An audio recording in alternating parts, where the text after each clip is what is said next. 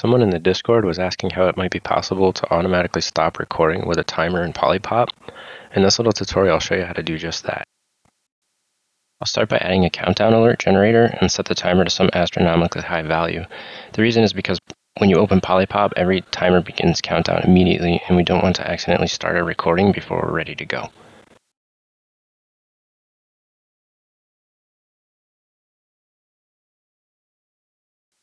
Next, I'll add a hotkey and give it a name of Start Recording.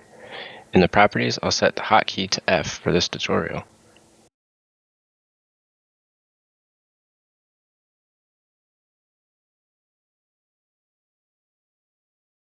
Here I'm going to add some basic 2D text objects to the canvas just so we can watch the timer and make sure everything works as expected when we test it out. I'll add one for a label and a second copy for the actual timer numbers to count down as they tick.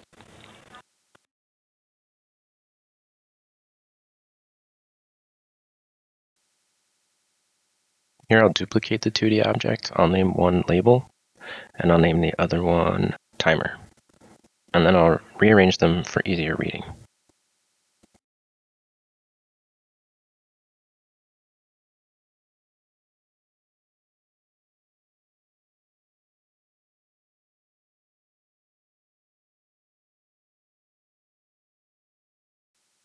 Wire the countdown timer tick over to the timer text property. When the F hotkey is pressed, I want an action sequence to trigger some steps to start the recording and kick off the timer with our actual desired video length. First, add an emit alert and call it set timer, then a short wait, then one more emit alert and name this start recording.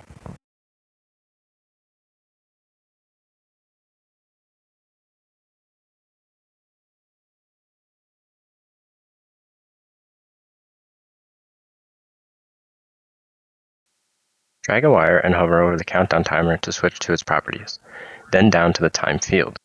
Set a time you want for the length of your video in the wire properties box that pops up. For this, I'm only going to record for 5 seconds. Now drag the start recording wire down to the record button along the bottom. Rename the action sequence to start recording.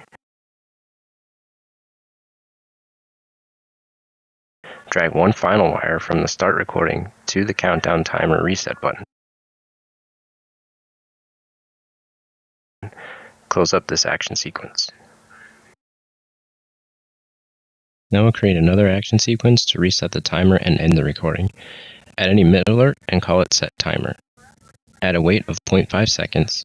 Finally, add one more emit alert and call it stop recording.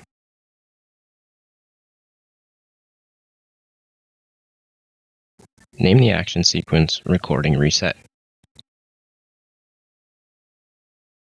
We'll wire the set timer emit into the time field of the countdown alert.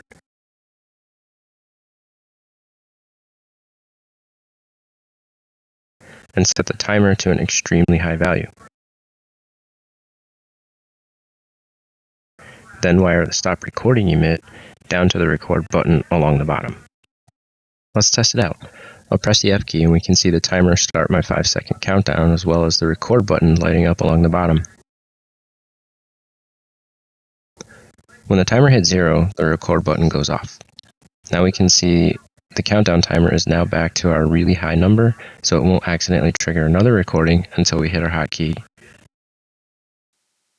I hope this little tip can help somebody in some way. If you like my tutorials and are looking for more like this, leave a comment and let me know. Until the next one, stay creative.